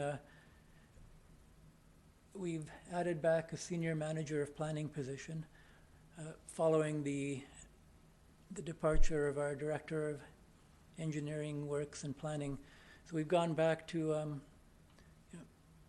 a dual leadership role rather than having one director in charge of both departments. We've given the level of work, both development related and strategic plan related, the time really has come that we go back to a full staffing complement after 3 or 4 years of reduction. Engineering and works, a net increase of $125,000, including the garbage collection function. And that's on a net budget of $2.1 million. And this follows a small decrease last year. The elimination of the shared director position had some impact here, as all of the director is now charged to engineering and not allocated out to planning. Parks and Cultural, we've got a net increase of about $44,000 on a net budget of 1.5, and 19,000 of that is supplemental requests.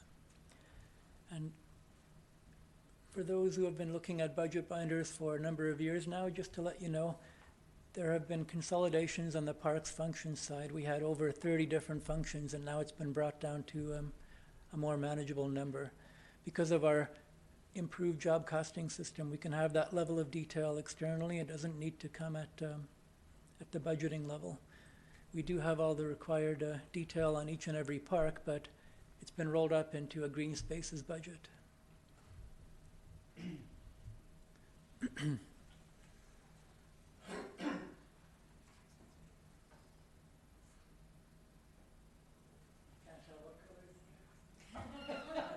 No cracks about vodka.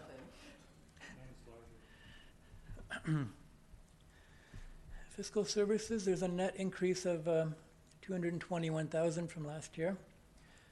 And that's made up of debt servicing, which we've talked about, reserve transfers, as well as about $65,000 in community support. Most of that is supplemental driven.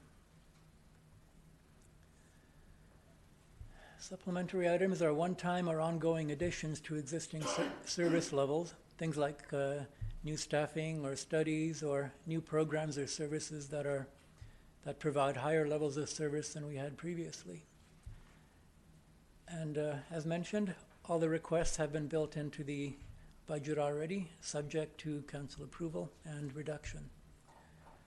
So a brief description of all the items is included in your binder, but because of the number and the complexity of all the requests, I'm going to be following up with more detailed information through a staff report for the February 4th meeting. And in addition, some of the groups requesting additional funding are going to be presenting to you so they can sell their own request instead of relying on me to do it.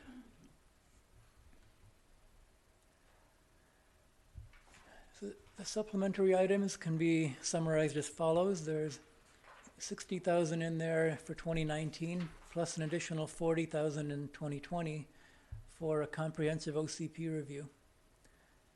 This is in addition to additional $20,000 for a housing needs assessment, which we're expecting to be grant funded. There's a $60,000 ask for ongoing funding from the Shaw Center for the Salish Sea, and that goes up to $140 in year 2 through 5. The Sbi Economic Development ask has been dramatically reduced from what was presented to council back in the summer of last year. So a pilot project was approved in 2018, which is concluding around the end of March this year, and they're asking for $50,000 in ongoing funding in 2019, going up to 65, so an additional 15 in the subsequent 4 years. The Chamber of Commerce has also made a couple of requests totaling $28,000 for 2019 only. Ray Creek Dam Assessment is $25,000. Artsy has asked for annual funding increase of $20,000.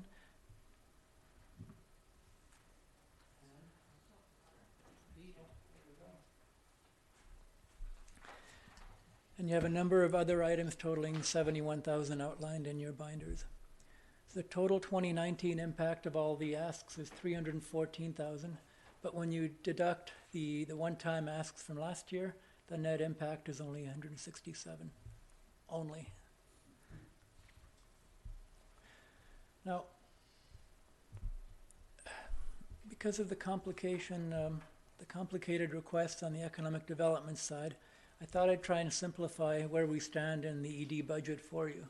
And even though this is included in your materials, it will also be discussed and included in the staff report on the 4th, just to show you what the net impact would be of approving all the new requests. So our base funding has been $100,000, and that's the ongoing ED funding level. So past practice has resulted in us carrying forward unused funds from the previous year, of which there's about $45,000 from last year. So our starting point for 2019 would be 145, and that's with no tax impact. Now, if you look at all of our various commitments, we've got the second half of the BIA's pilot project, that's 22.5. Ongoing funding for South Island Prosperity for 2 more years of 26.7. We've got agreements with the SBIA for the event liaison and event supplement contracts. Those total another 37.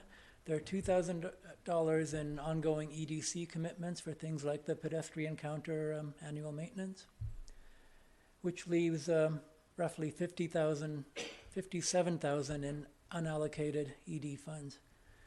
So now if you look at the new requests, you've got $28,000 from the Chamber, $50,000 from the SBIA. So if both of those were approved in their entirety, we'd be looking at a net increase in ED funding of just over $20,000. So even though it might look big when you look at the supplementals, its actual impact on the budget is just about $21,000 in 2019, going up slightly to $31,000 in 2020, and then decreasing for the remainder of the plan because SIP funding falls off the table. But I do expect they'd be coming back as well. Moving on to the capital budget. So we've got just over $8 million in the capital projects for 2019. And that doesn't yet include the CSB, which is going to be carried forward for 2019 for completion. It's because the final 2018 number was not yet firmed up. We still had a couple more billings to go. So out of the $8 million, $3 million is for replacement plan projects, with 2.2 of that being infrastructure replacement. $159,000 in recurring programs that we budget every year. Just over $2.1 million in projects carried forward from last year for completion. And again, that doesn't include the CSB, which will likely be in the neighborhood of $5 million. And then we have $2.6 million in proposed new projects. Underground wiring, Ray Creek Dam, and Beacon Wharf being the 3 most significant ones. And just under $300,000 of those new projects are tax funded.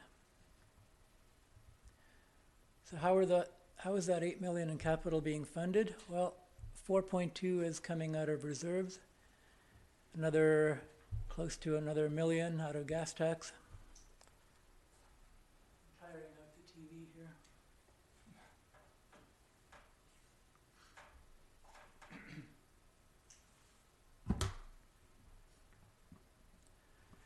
Developer contributions of $730,000, primarily for the underground wiring project.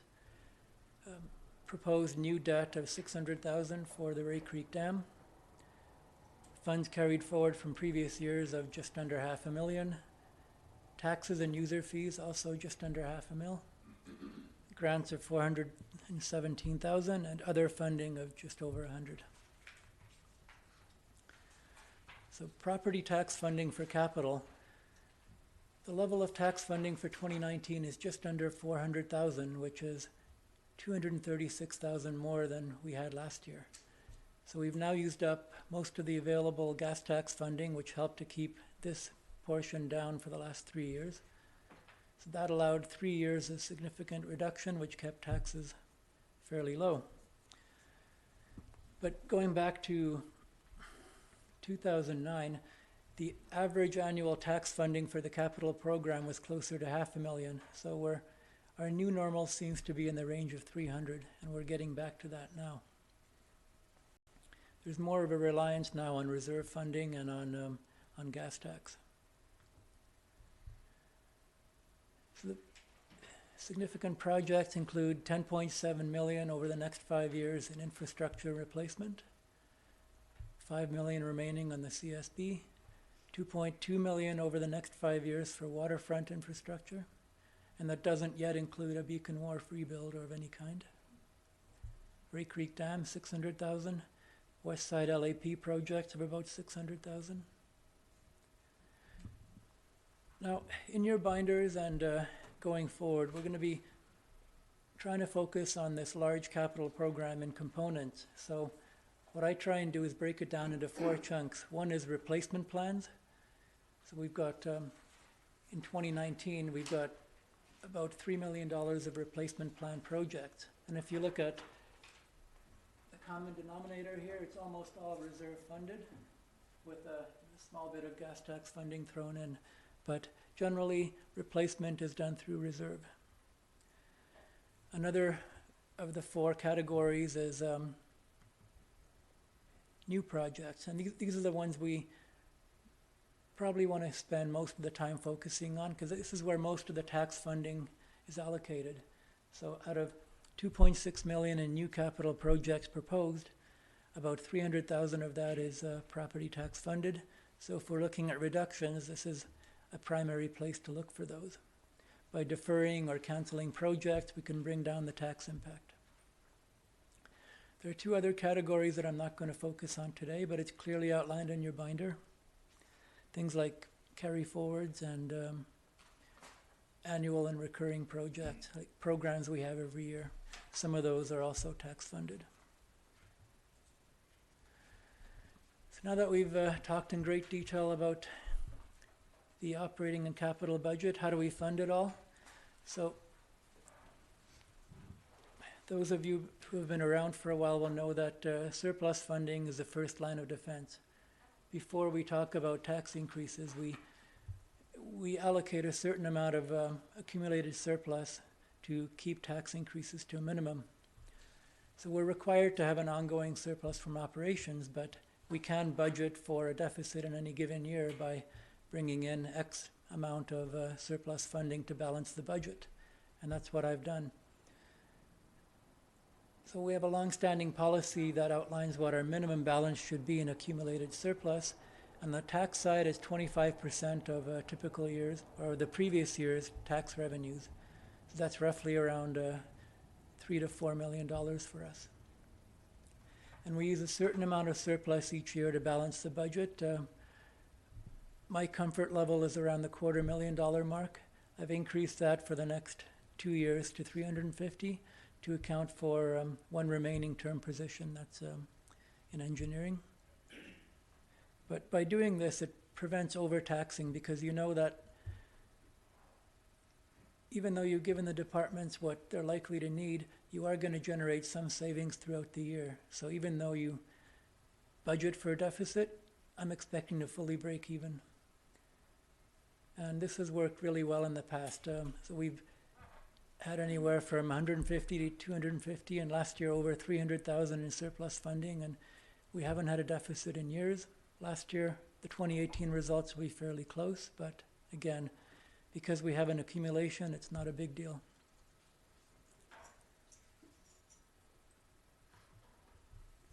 So once surplus helps to keep the tax increase down, we do have a tax increase proposed every year. And that's partially mitigated by the new revenues that are generated through growth in the tax base. Once the new revenue is applied, then it's a general increase, which is 5.95 this year, and that's applied evenly across the different classes of property. So each class of property, like residential, commercial, industrial, they pay a different tax rate each year. But what we tend to do is we take the general increase and apply that equally to all classes. There will be a lot more detail coming on that, not only through the budget process, but also through the tax rate setting and then a future tax policy review to follow.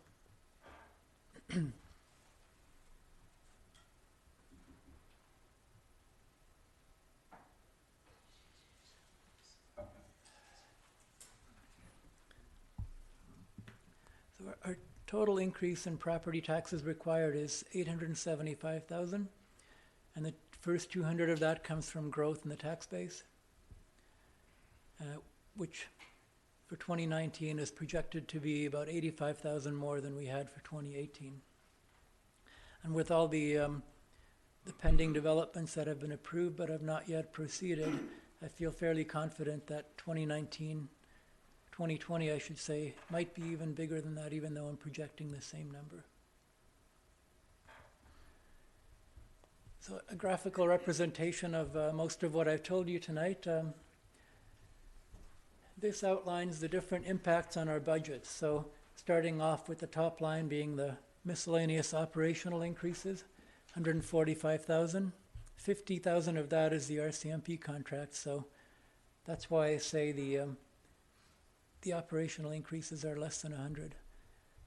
Employer health tax is $132,000 impact. Net increase in debt, 133. Some annual reserve fund transfer increases, and then the increase in tax-funded capital of 236. All that totals just over 708,000 in new costs that have to be covered. Add to that the incremental supplementals, which, as outlined previously, total 167,000. Deduct the 200,000 in new revenues. That leaves a net property tax increase to existing taxpayers of 675,000, or just under 6%. And just to note, a 1% increase in taxes generates about 113,000 in new revenues for us, and each 1% in increase represents about $1.20 a month for the average household.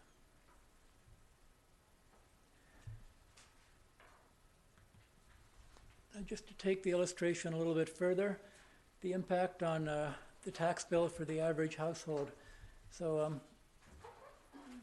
municipal taxes will go up by roughly $85 if the budget is approved as presented, which is not likely. And then if you add in the parcel tax increases I outlined earlier, 5 for water and 10 for sewer, you're looking at a total increase of $100 for the average resident. That works out to just over $8 a month.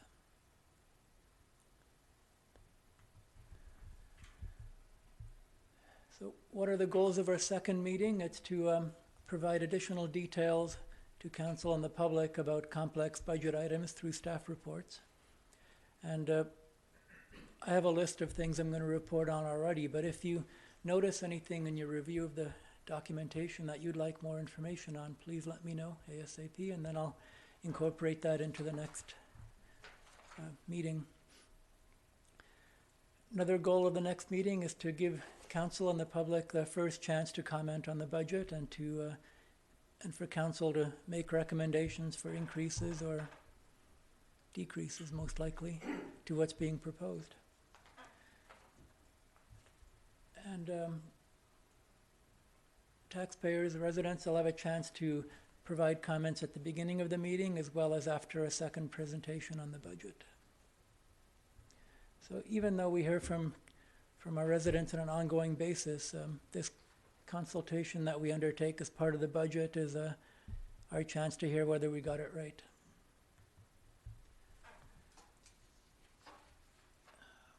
So there will be a shorter summary presentation at the next meeting, just to bring forward some new information as well as kind of set the table for the discussions. And following that second meeting, any changes made to the budget will be built into a new draft, which we'll bring back for the 26th. With that, I conclude my presentation, and just to let you know, we're available to answer questions any time between now and the next presentation. So you have your binders. There's one at the front counter, and the information will be on the website sometime tomorrow as well. Thank you very much.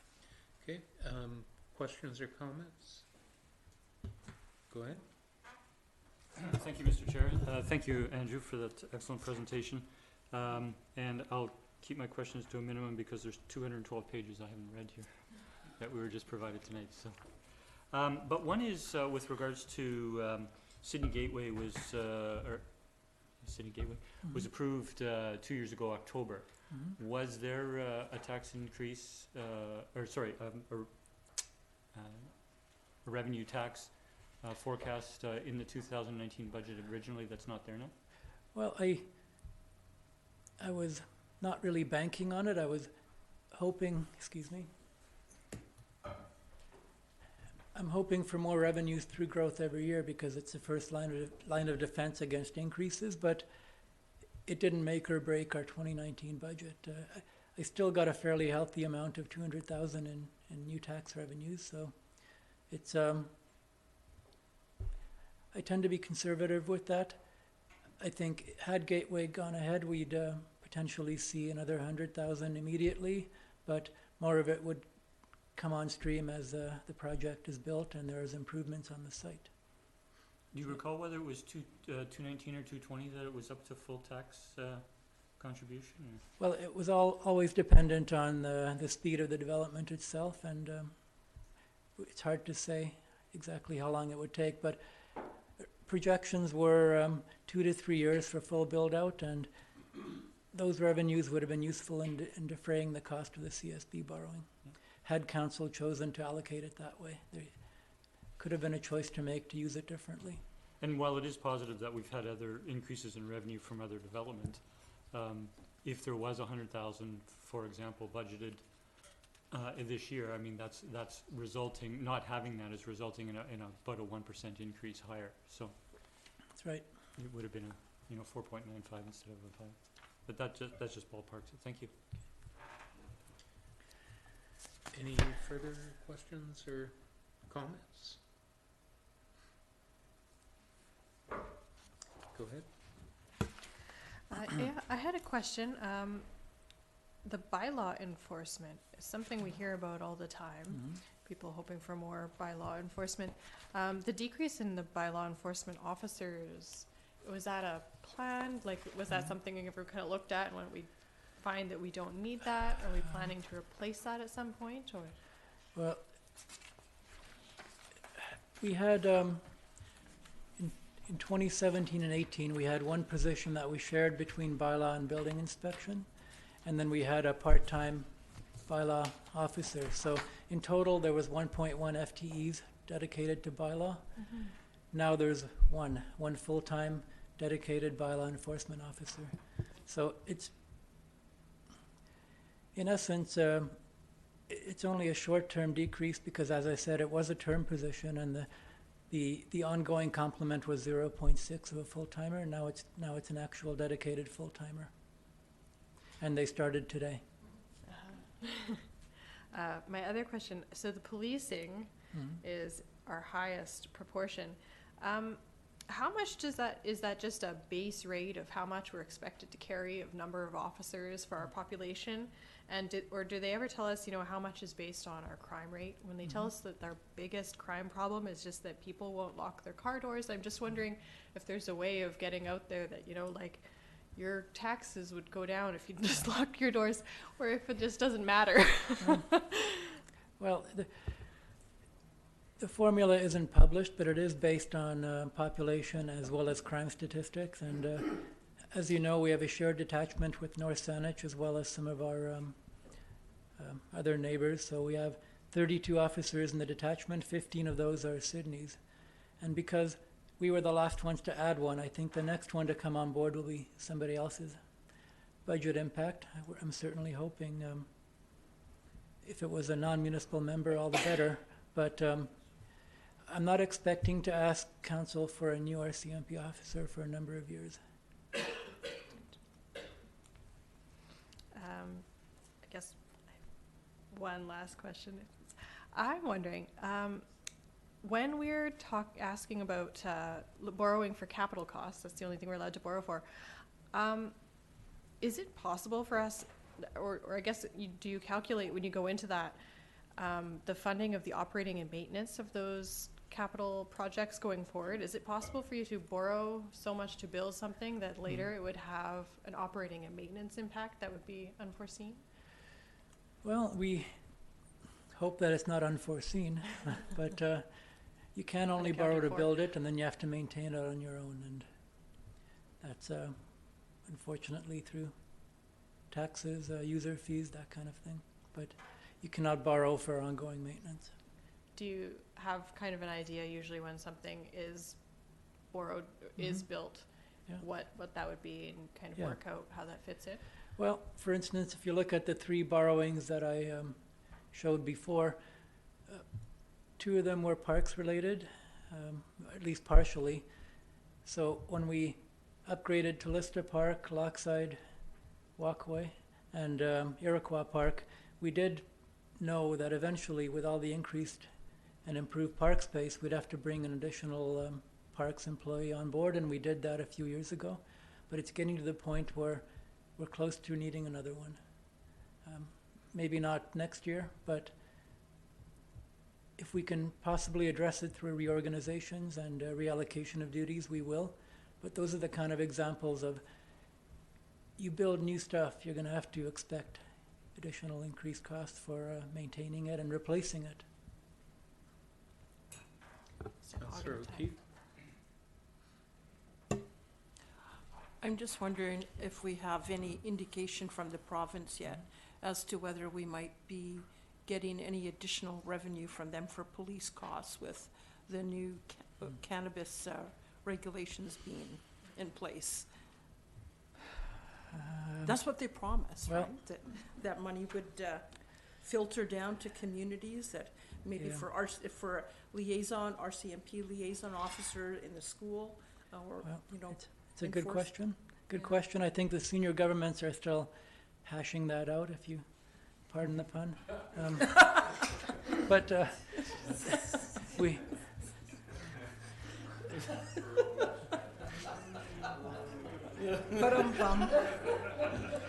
It's a tough crowd. We do get a share of traffic fine revenues, and we have for a number of years, and that does help to pay with policing costs. But in terms of incremental revenues, because of cannabis regulation that was enacted by the federal government, no word yet. And also, just sort of related to Councillor Duncan's point about ongoing operating costs for new infrastructure development. So the new safety building, once that's up and running, do we anticipate that it's going to be more efficient or the same? Or because it's bigger, newer, better, will operating costs be more than what has been in the past? Well, it is a much bigger building, but it is far more efficient. So there's a very modest increase for 2019 because it's a partial year, and we'll see how it goes. I don't anticipate we'll have to bump up the maintenance budgets that much. And we'll share where possible with the ambulance service for any utilities. Thank you. Councillor Fallon? Thank you. Andrew, you started off saying that as you go into the budget, we are looking at status quo of maintaining the same level of service we've had. What is the town like for staffing, both inside and outside? We've got a very busy town. There's probably, from outside workers, staff, a number I'm thinking of. Is there any adjustment to our staffing levels over the years? Well, any adjustment goes through council. So just what you see in the financial plans. The only increase for 2019 is going back to the dual leadership role in planning and engineering, and that was pre-approved by council late in 2018. We did have a couple of term positions that were brought on board. This will 3 years ago. So one of them is finished, and we have one remaining in engineering. And we'll see how this new reorg will impact that. It's approved for 2 more years, and then we'll have to see. So as mentioned, it's cumulative. We don't necessarily need one every year, but after a certain number of years of new and better, we do have additional impacts to try and maintain that, parks being an example. We try wherever we can to find efficiencies, but you can only do that for so long. Just to let you know, to give you assurance, any new positions come through you guys. Okay, so we haven't changed our staffing level. I'm, in particular, outside workers. We haven't changed the actual numbers outside of term positions, but We do have auxiliary, certain amount of money for auxiliary positions, and generally that's stable from year to year, but a lot depends on, well, in the last few years especially, we've had a few employees on disability, so they have to be replaced by auxiliaries. okay. So if you see new faces, sometimes it's just those auxiliaries cycling through from year to year. And there was one, the Iroquois project a number of years ago, where we got council authorization to add to the auxiliary pool for that year because we were doing more work. But generally, it's fairly stable. Okay, thank you. Go ahead. Thank you. Andrew, so from now till the point where we start deliberating this, you're not expecting any little nastiness to creep in, as in like any little surprises that might up the ante? No, it's too late. Okay. Just want to know what I'm working with, that's all. If there's new information, we bring it forward as we get it, but Okay. as far as budget requests, it's too late. The one thing that didn't make the cut is, as you know, we are now out of the CRD Arts Service as of 2019. So a couple of the local groups had intentions to put in a request for funding so that they could administer that program on behalf of the town. That didn't materialize in time, so it's something we'll have to potentially look at for 2020. And the distinction there, though, is while we were in the Arts Service, it was on the CRD portion of the tax bill. And if we take it in-house, then it'll be on the town portion of the tax bill.